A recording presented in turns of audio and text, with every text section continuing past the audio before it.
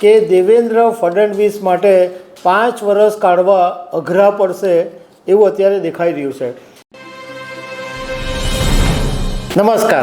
મહારાષ્ટ્રમાં ભાજપની આગેવાની હેઠળનું જે ગઠબંધન છે એમાં બધું ઠીક નથી ચાલી રહ્યું અને જે સંકેતો મળી રહ્યા છે એના ઉપરથી એવું લાગે છે કે દેવેન્દ્ર ફડણવીસ માટે 5 વર્ષ કાઢવા અઘરા પડશે એવું અત્યારે દેખાઈ રહ્યું છે।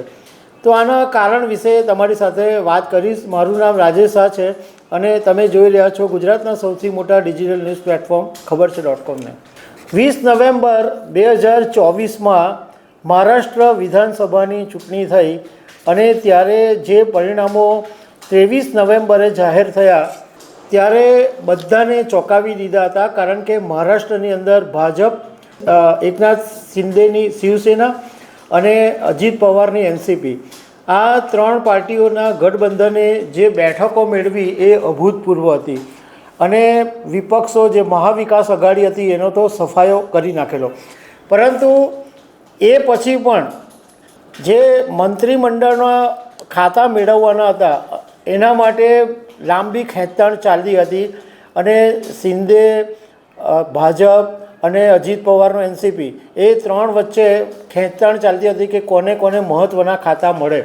પરંતુ આખરે 5 ડિસેમ્બર 2024ના દિવસે દેવેન્દ્ર ફડણવીસે પહેલાં મુખ્યમંત્રી તરીકે શપથ લીધા અને એ પછી 39 મંત્રીઓએ શપથ લીધા।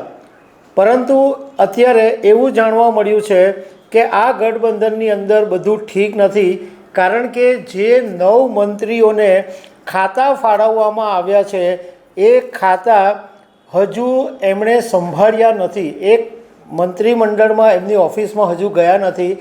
એવું કહેવામાં આવી રહ્યું છે કે આ મંત્રીઓને જે ખાતા ફાળવવામાં આવ્યા એનાથી એ નારાજ ચાલી રહ્યા છે। એવું પણ જાણવા મળ્યું કે મંત્રીમંડળમાં એટલે કોઈ પદ મેળવવું હોય, ખાતું મેળવવું હોય તો બધા ઊંધા માથે થઈ જતા હોય છે અને જાત જાતના પેતરા કરતા હોય છે, પણ આ લોકોને મંત્રી પદ મળી ગયું છે, ખાતા મળી ગયા છે, એમ છતાં બી હજુ સુધી આ ખાતા સંભાળતા નથી અને બધા મંત્રીઓ 31 એટલે ન્યૂ યરની ઉજવણી માટે મહારાષ્ટ્રની બહાર ફરવા માટે પણ ઉપડી ગયા છે। એટલે નવાઈની વાત એ છે કે જ્યારે દેવેન્દ્ર ફડણવીસે એમને 9 વ્યક્તિઓ એવા છે કે જેમને મંત્રી બનાવ્યા, પરંતુ એ હજુ પોતાના ખાતા સ્વીકારવા માટે તૈયાર નથી।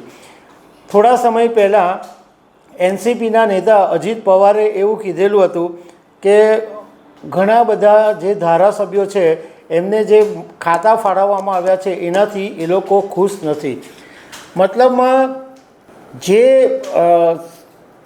મહારાષ્ટ્રમાં આ ગઠબંધને સરકાર તો બનાવી દીધી, પરંતુ એ ચાલવામાં મુશ્કેલી પડવાની છે, કારણ કે ચૂંટણી પહેલાં બી ખેંચતાણ ચાલતી હતી અને મુખ્યમંત્રી બનવા માટે બી ખેંચતાણ ચાલતી હતી।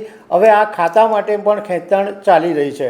મહારાષ્ટ્રની અંદર એક વસ્તુ એવી બનેલી હતી કે છેલ્લા 6 દશકાની અંદર કોઈ વિપક્ષ પાર્ટીઓ વિપક્ષ નેતા બની શકે એટલી જરૂરી બેઠકો પણ જીતી શકી નહોતી, પરંતુ એમ છતાં પણ અત્યારે સત્તાધારી પાર્ટીમાં ખેંચતાણ ચાલી રહી છે અને વિપક્ષોને બોલવાનો મોકો મળી ગયો છે કે સરકારમાં બધું બરાબર નથી અને સરકારમાં ખેંચતાણ ચાલી રહી છે। તો દર્શક મિત્રો, આવી અનેક વાતો સાથે અમે તમને મળતા રહીશું। Thank you very much.